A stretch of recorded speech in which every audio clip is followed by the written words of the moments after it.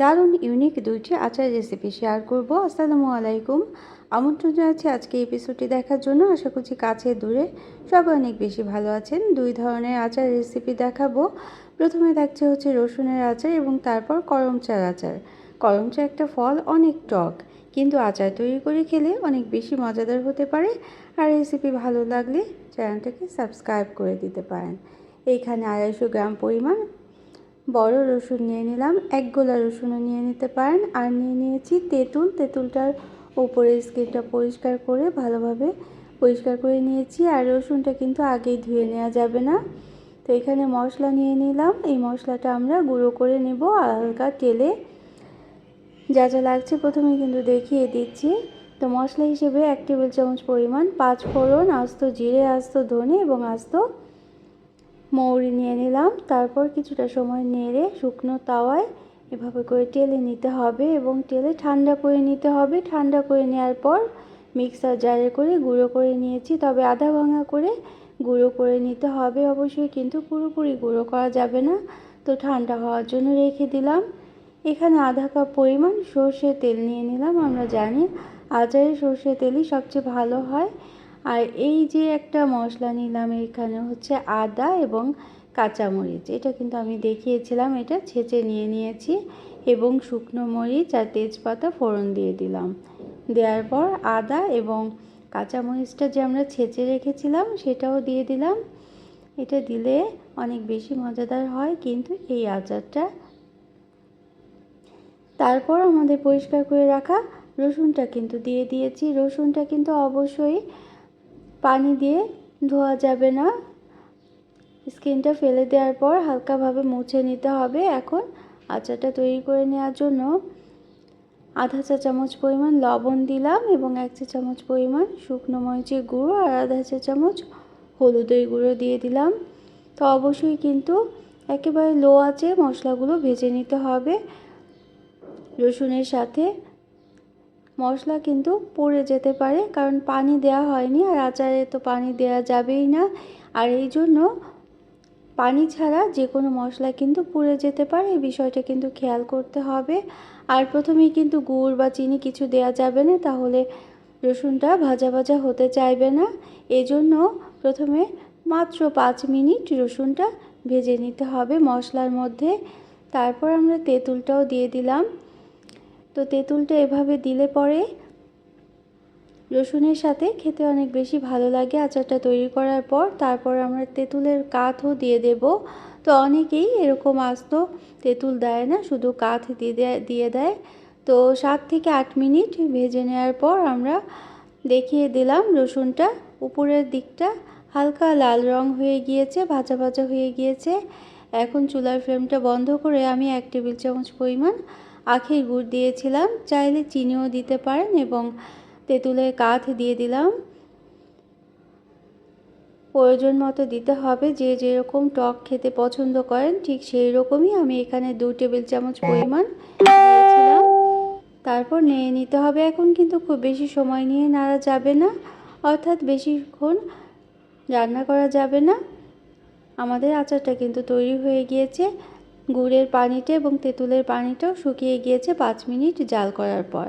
মাত্র 10 মিনিটেই এই রসুনের আচারটা তৈরি করে নেওয়া যায়। অনেক বেশি স্বাস্থ্যকর, হার্ট হেলথের জন্য অনেক বেশি ভালো। তাছাড়া আমাদের শরীরে রোগ প্রতিরোধ ক্ষমতা বাড়ানোর জন্য রসুন খাওয়া অনেক বেশি ভালো। তা নামানোর আগে আমি আরও 1 চা চামচ পরিমাণ মশলা গুঁড়োটা দিয়ে দিলাম। তো এইভাবে করে অনেক কম সময়ের মধ্যে আচারটা তৈরি করে নিতে হবে, না হলে রসুনগুলো বেশি যদি পুড়ে যায়, মশলাগুলো বেশি পুড়ে যায়, তাহলে খেতে একদমই ভালো লাগবে না। এভাবে খেয়াল করেই কিন্তু আচারটা তৈরি করে নিতে হবে। তো এখন আমরা করমচা আচার তৈরি করব। এটাই হচ্ছে সেই করমচা। এটা কিন্তু অনেক বেশি টক খেতে, কিন্তু আচার তৈরি করার পর এটা খেতে অনেক বেশি মজাদার হয়ে যায়। এই আচারটা কিন্তু সচরাচর আমরা তৈরি করি না, কিন্তু একবার এইভাবে করে তৈরি করে দেখবেন, আচারটা খেতে কিন্তু অসাধারণ লাগে খিচুড়ি বা ভাতের সাথে। তো ওই যে আমরা গুঁড়ো মশলা তৈরি করেছিলাম, সেই গুঁড়ো মশলাটাও নিয়ে নিলাম। আর অন্যান্য যা যা উপকরণ তা তো দেখেই নিলেন। রসুন কুচি নিয়েছি, আস্ত কাঁচামরিচ, কালি জিরা নিয়েছি 1 চা চামচ পরিমাণ। তেল দেওয়ার পরে রসুন কুচিটা দিয়ে দিলাম এবং আস্ত জিরা, আস্ত পাঁচফোড়ন আধা চা চামচ করে দিয়েছি এবং কালি জিরাও 1/4 চা চামচ পরিমাণ দিয়ে দিলাম এবং তেজপাতা আর শুকনো মরিচ আস্ত দিয়ে দিতে হবে। কিছুটা সময় নেড়ে ভেজে নিতে হবে। তো এই পর্যন্ত যারা দেখলেন একটা লাইক দিতে ভুলে গিয়েছেন, অবশ্যই কিন্তু একটা লাইক দিয়ে দিতে পারেন। প্রয়োজনে কমেন্ট করতে পারেন আর শেয়ার করতে পারেন ফ্রেন্ডস অ্যান্ড ফ্যামিলির সাথে।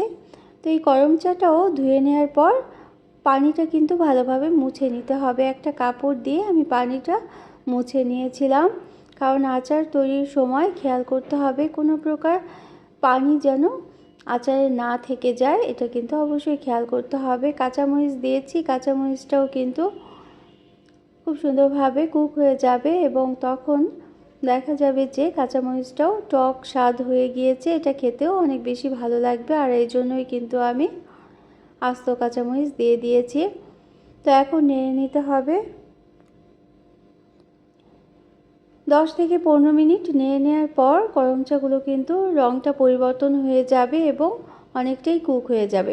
এই আচারটা তৈরি করতেও কিন্তু খুব বেশি সময় লাগবে না, 15 থেকে 20 মিনিটেই করম চার আচার তৈরি করে নেওয়া যায়। এখন কিন্তু বাজারে অনেক করম চা পাওয়া যাচ্ছে।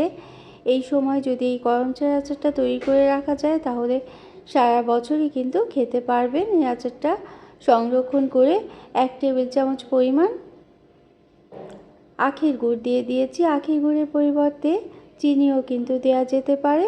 তারপর নেড়ে নিতে হবে। নেড়ে যখন চিনির পানিটা কিছুটা কমে আসবে এবং চিনির পানিতেই করম চাগুলো খুব সুন্দরভাবে সিদ্ধ হয়ে যাবে, 1 টেবিল চামচ পরিমাণ গুঁড়ো মশলা দিয়ে দিলাম এবং আধা চা চামচ জিরে গুঁড়ো দিয়ে দিতে হবে, আর শুকনো মরিচের গুঁড়ো পরিমাণ মতো দিয়েছিলাম এবং হলুদের গুঁড়ো আধা চা চামচ পরিমাণ দিয়ে দিতে হবে। তো যারা প্রথম ভিজিট করছেন তারা চাইলে চ্যানেলটিকে সাবস্ক্রাইব করে এই বেল বাটনটাকে একটা প্রেস করে রাখবেন, তাহলে নোটিফিকেশন পেয়ে পরবর্তী রেসিপিগুলো দেখে নিতে পারবেন। আর কারা কারা এভাবে করে আজকের এই 2টি আচার রেসিপি খেতে পছন্দ করেন তাও কিন্তু জানাতে পারেন কমেন্ট করে। করম চার আচারটাও আমাদের স্বাস্থ্যের জন্য অনেক বেশি ভালো, অনেক উপকারী, কারণ করম চা ফলটাই হচ্ছে ভিটামিন সিতে ভরপুর। তো আচার তৈরির পরও কিন্তু এই উপকারিতা অনেকটাই পাওয়া যায়। তো নামানোর আগে আমি আরও 1 চা চামচ পরিমাণ গুঁড়ো মশলাটাও দিয়ে দিলাম।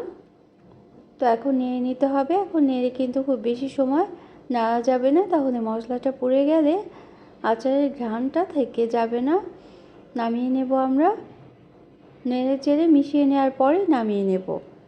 তো এই পর্যন্ত যারা দেখলেন সবার জন্য রইল অনেক অনেক শুভকামনা।